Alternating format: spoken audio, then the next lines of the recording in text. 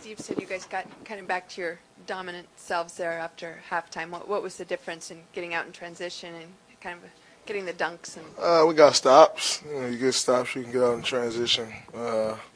Stuff tends to come a little easier. Hey, Draymond, Steve was praising you specifically that even when your shots weren't falling, like you're still fighting through it. What was just kind of your approach overall? Just play. You can't really control if shots fall or not, but you can control how hard you play. So, we're kind of in a rut. Just play hard. Draymond, what was your take on the defense, especially in the late third quarter, opening the fourth quarter? It's a lot better. Guys rotating, but more importantly, just taking it more serious on-ball defense. I think, when you guard the ball better, it gives help a better chance of getting there. Then you fly around and, you get them kind of mess their floor balance up, and then that's when, you start getting out in transition. So I think we guarded the ball a lot better. We communicated better, and, it led to stops. And what are you thinking when you get a small guarding you? Are you thinking, okay, take him on the post, or are you thinking maybe don't do that too much because it throws off the offense? I mean, take him to the post, some, but, I mean, at the end of the day, that's kind of what they want, just like to take us out of our offense. I mean, I can go score 10 times. The team's still going to pick that over like everything else we do. So not necessarily playing into their hands, or to what they want to do, but definitely take advantage of it some. Draymond, when it comes to the technicals, it looks like you've been trying to show more restraint, walking away from referees. I don't know what to do at this point.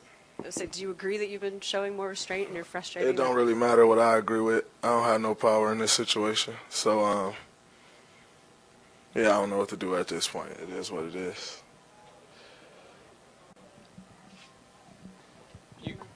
Bob. Go ahead. Bob said that he talked to you guys, about the technicals today, and he also so appreciates your emotion and competitiveness, and Steve as well. I mean, what do you guys do? Just do what we're told. I don't know. Just do what we're told, I guess. What was your take specifically on today's sequence with the delay and then the tech? I mean, I don't know. You lay the ball up, you were standing right on the rim, it's probably going to hit you. It's just like physics. My body it's a solid. Like, it like nothing's just going to like through me. Like, it's not a video game. Like, it may work like that in 2K where like the ball may just like slide through my body. But not in real life. So it's probably going to hit me. And then when it hit me, like, gravity's like, or whatever it is, I'm not a scientist, but you get what I'm getting at. It's probably going to go another way. Like, that's just how life works. And so, I mean, maybe I should have missed the layup like I missed the rest of them. And then it wouldn't have hit me. And then I wouldn't have got to delay a game. And then I wouldn't have been told I threw an air punch. And that's why I got attacked. Yeah, so I don't know. I'll try to miss more layups. I missed a bunch of them tonight. So it worked. I ain't get another tech. So that's the goal. Miss more layups. Don't let the ball hit me. And then don't throw air punches, which I'm still trying to find where the air punch was. But you have the tooth thing that you had to get worked on. The shoulder's been a problem this year. The elbow at one point was swollen. Is this as beat up as you've been during the course of a season in your career? You always had nicks and knacks. It's a long season. Tooth thing is definitely something I can't control. I had to pay $500 to get it fixed too. Like, my insurance didn't cover $500 of it. That's pretty upsetting. Got fined $50,000 for getting hit in it. That's pretty upsetting. But, so it cost me $50,500 for getting hit in the tooth. That's great. It's amazing. It's an expensive tooth. I could have just got a fake one for less than that. If you're saying you don't know what these texts are anymore, how you're getting these, and do you see this as a symptom of the breakdown in communication between players and referees? Probably, but that is what it is. I don't really care about communication with players and referees. Who cares? On a better note, my son walked from the parking lot to the kids' room today, and that's like a really long walk. And he tried crying a few times, and I just said, "Come on, man, you got it." And he did it. So that was amazing. Yeah, that was great. And, through the midst of getting fined $50,000 for getting hit in the tooth and, getting a tech for air punching, my son walked as far as he's walked in his life, and that's pretty incredible.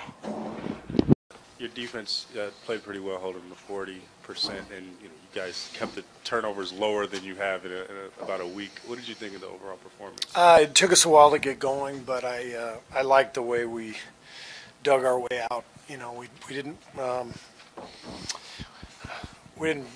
quite get out of it until the second half. We looked discouraged at times in the first half. It's always hard to play Dallas. They're really well coached. They run great stuff. They put you in tough spots, and even when they're depleted with injuries, they still find a way to make it difficult. And so I thought we fought through that first half, whatever malaise, whatever you want to call it, and ultimately got it going.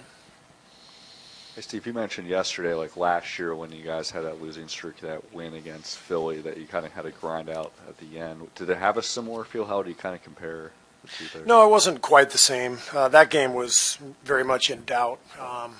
This game, I didn't feel in doubt, even though we were being challenged, and Dallas really controlled the first half. I never felt like we were in danger, but obviously their injuries kept them from playing at their best level. But I like the way we eventually kind of got back into our form. I mean, we had 37 assists and they shot 43%, and those are the numbers we look at. Draymond shot 4 for 17. Certainly didn't look like he was forcing anything. Is that something you just, when they're playing a small on him, you need him to be aggressive? And did you like the way that worked out? Obviously not the 4 for 17, but the way the offense ran. I liked the way Draymond fought. It was one of those games where nothing was going his way, but he was competing. He had a lot of those misses were tips. He had like 3 or 4 tips at the rim in one possession. So all of a sudden 4 for 10 becomes 4 for 13. So the numbers make it look like he was jacking up shots. He really wasn't. He was just competing, and nothing was going down for him. And I thought they were smart. They had a good game plan. They put a small guy on him and tried to entice us into playing differently. And for a little bit we did. And then once we just played and let that matchup sort of play itself out, we were in much better shape. Steve, what was the difference when you guys were able to push it in transition and get easy dunks, and also with David West, all the little things he did yet again for you guys? I think our talent just took over in the third quarter. I mean, we obviously have a lot more talent on the floor tonight than they did, and Steph and KD got going, and they were hitting tough shots, contested shots. So, in the NBA, it's a 48-minute game. It's a long game, and it's one of the reasons we always say if we take care of the ball over the course of the length of the game, we're going to be in good shape. Our talent's going to take over. But, the third quarter was good for us with the shot making, and then the fourth quarter, that second unit with Sean and Andre, David, Draymond, Clay, I thought they were the ones who took control of the game with defense and with execution.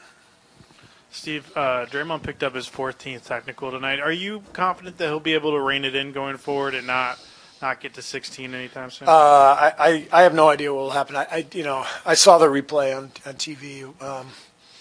He went like that. I didn't think that just warranted a tech. But look, we know our whole team has been too emotional, too demonstrative. We're going to be under the microscope. We got to be ready for that.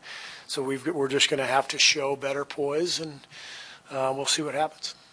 What did you think of Clay's Rocco cake and his video tribute? I didn't see the video tribute. Well, was there one on the? Before shoot around today? Oh, you guys saw that? No, we were told about it. Oh, I thought those things were private. I guess not. No, Lawrence Scott puts together great birthday videos for our guys. Lawrence does an amazing job, and his Clay video was really good. The cake is, I just told Clay, it's the greatest birthday cake I've ever seen in my life. I didn't know they could make cakes like that. It's like, but I don't know how, it's basically a rendition of Rocco. Did you see it already? How do you cut into that, though? You can't. Do you think it'll be too hard for Clay to even cut it? Oh, I don't even think Clay will be able to look at anybody cutting into Rocco like that. But absolutely beautiful cake, though. You guys are plus 269 in third quarters this season, which is obviously by far the best in the league, but now -2 in first quarters. How do you, I mean, that's basically with the same lineups, you know, starters. How do you explain that big a difference? I can't explain it. I got nothing for you. Coach, your bench scored 39 points tonight. Do you think is that kind of where you I think throughout your time here, it's been middle of the pack as far as bench scoring. Is this kind of what you wanted and where you want to see it? Every game's different. I have no idea where we rank in bench scoring unless somebody tells me. Every game's different. We just try to figure out what we need to win that game. And some nights we score a lot off the bench. Some nights we don't. It doesn't really matter as long as we play well as a team. And second question, that Patrick's going down to the league tomorrow. I know it's his decision, but what do you kind of want to see in those games in between while he's down there? Just some aggression, and I thought he was very aggressive tonight, attacking the basket. I thought he played really well. He played good defense, made some good plays. He needs to get some shots up. He needs to get some outside shots up. So it'll be good for him. Steve, you mentioned David and Andre and Sean. They don't shoot threes for the most part. I mean, Andre made a three tonight, but for the most part, they shoot mid-range jumpers. For a team that shoots a lot of threes, I mean, how does that work with the philosophy here when you want to see guys back it up a little bit? I only want them to back up if they can make it. So I never ask any of those guys to back up. Andre's been a good three-point shooter for us over the years. I know he hasn't shot it as well this year. I'm confident he'll make some. He made one tonight. Sean's never been a three-point shooter. David might take one once in a while. That group is really best in terms of just executing. They're kind of old school. You know, we post the ball a lot. We get a lot of mid-range shots, a lot of passing, screening, low post stuff. So I love that group. It's a totally different look from our first quarter, and it's a nice change of pace. But they're all really smart players, and they tend to get us settled. So I don't care how many threes they shoot. Thanks a lot.